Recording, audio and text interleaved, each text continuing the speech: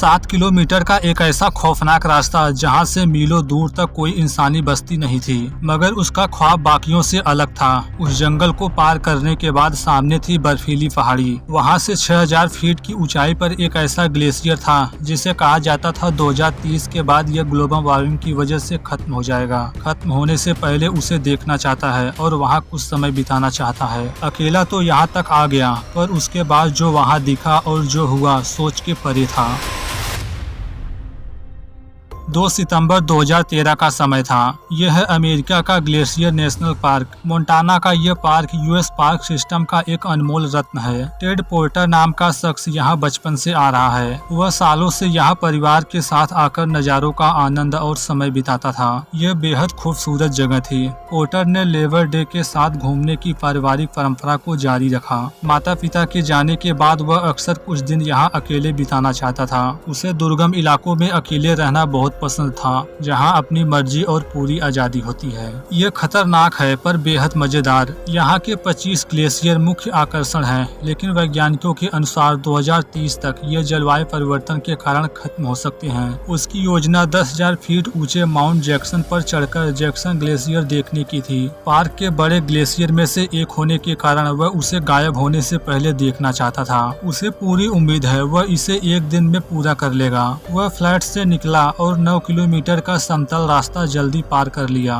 फिर Jackson glacier के घने जंगलों वाला कठिन रास्ता शुरू हुआ। वहाँ बहुत फिसलन और कीचड़ था। वास्तव में ये रास्ता सही नहीं था। तभी उसे सामने फैला विशाल जैक्सन ग्लेशियर दिखा। ये नज़ारा वाकई बहुत खूबसूरत था। उसके लिए उस सफर में ग्लेशियर में होना ही काफी था। उसने अपने क्रैम्पोस निकाले और आगे बढ़ गया। बारिश से फिसलन भरे ग्लेशियर को पार कर उसने ठंडी हवा महसूस की। कम कपड़ों में उसने ठंड को कम आंका था। उसने देखा था कि कौन सा रास्ता आसान होगा। पास में क्रीविसेस में दाईं ओर का रास्ता रोक लिया था और दूसरी ओर एक ऊंची चट्टान थी। वहीं उसकी मंजिल थी। वहां रुककर उसने वीडियो रिकॉर्ड की। कहता है, मैंने अभी अभी ग्लेशियर पार किया है। अद्भुत आइस फॉल था। ये नज़ारे उसे कुछ समय वहीं रोक कर रखते थे। जल्दी उसे वह मिल गया जिसके लिए आया है यहाँ। बहुत अच्छा महसूस हो रहा था। उसमें हवा को दबाना ज्यादा मुश्किल नहीं है। ग्लेशियर का उपयोग कर वह चट्टान पर कूदा। क्रैम्पोन्स हटाए और पाया कि फिसलन भरी चट्टान पर बस किनारे की एक श्रृंखला थी। ये किनारे ऊपर जाती एक सीढ़ी जैसी थी, पर रास्ता असुरक्षित था। फिसलने के डर से वह नीचे आने का फैसला किया। आज चढ़ाई करने का सही समय नहीं था। खतरा देख वह समझदारी से लौट आया। उसने ग्लेशियर की बजाय सीधे ऊपर चढ़ना चुना। रास्ता खत्म होने पर गिरने का डर था। फिसलन के लिए उसने आइस एक्स या कैंपोस नहीं पहने। वह ग्लेशियर पर क्रैक्स ढूंढने गया था, पर वहां से वे दिखी ही नहीं। उसे पहले वाली दरार याद थी, पर आगे का अंदाजा नहीं था। यही उसकी गलती थी, क्योंकि ढलान और हालात खराब थे। अचानक वो फिसलने लगा और ढलान उसे खींचने की कोशिश की। उसने अपना संतुलन खो दिया। उसने हाथ मारकर खुद को रोकने की कोशिश की, पर वह सीधे क्रूवेल के सामने वाली दीवार से जा टकराया और फिर गिर पड़ा 40 फीट नीचे। ऐसा लगा जैसे वह सच में बहुत बुरे हालात में हो। पैरालाइज्ड टेड जल्द ही समझ गया कि वह किस स्थिति में है। वह ऐसी जीवन की चुनौतियों का सामना कर रहा था जिसे बयां करना मुश्किल था। खुद को रिकॉर्ड करने के लिए फोन निकाला। कहता है, कमर में बहुत दर्द है। वह अभी भी जिंदा है।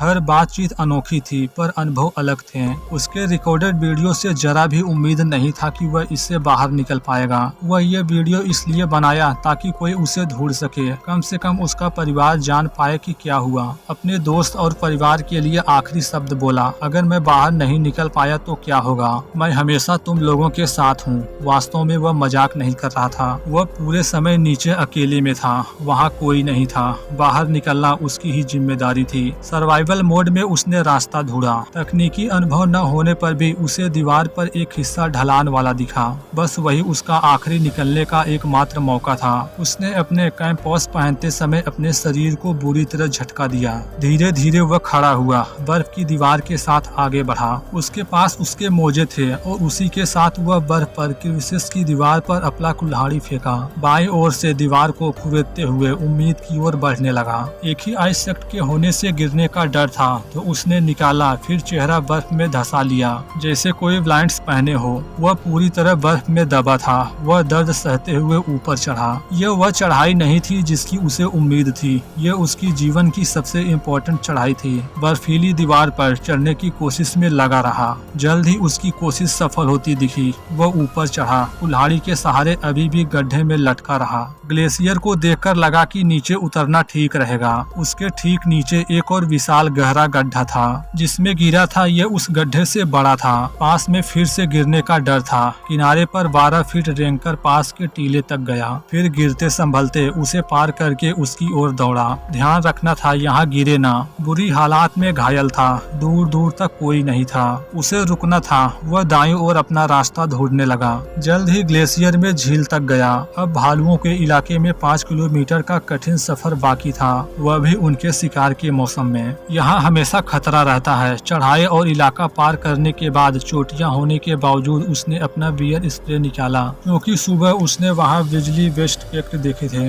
वह भरी बैग और गंभीर चोट के साथ ग्रिजली वाले रास्ते पर नीचे जा रहा था। उसने सोचा अब मैं ग्रिजली बियर जा रहा हूँ। दिन खराब है। कुछ देर बाद गनसाइन लेक के पास कुछ कैपर्स मिले और उसने उनसे बात की। बताता है, मैं जैक्स लेक के पास गिर गया था। मौत से बचकर यहाँ मदद के लिए आया। थोड़ा पानी चाहिए। मुझे 20 मील से ज्यादा दूर वापस जाना है। मदद की कोशिश की गई। उसके द्वारा कहा गया यह ठीक नहीं है। उसे पेड़ के पास बैठाया गया ताकि कुछ बात कर सकें। लगा कि यह अंत है, पर वास्तव में थी यह एक खौफनाक सच की शुरुआत। उन दोनों को देखकर उसे बहुत राहत मिली कि कोई तो है जिससे वह सब बता सके, जो उसकी मदद कर सके। वह वाकई शानदार था। किस्मत से वह कैंप साइड पहुंचा, जहां 2 लोग इमरजेंसी के लिए फर्स्ट एड किट थे। वहां उसे बेहतरीन मदद मिली, लेकिन ये अंत नहीं बल्कि एक नए चैप्टर की शुरुआत थी। वहां 2 गैर पेशेवर विशेषज्ञ भी मौजूद थे।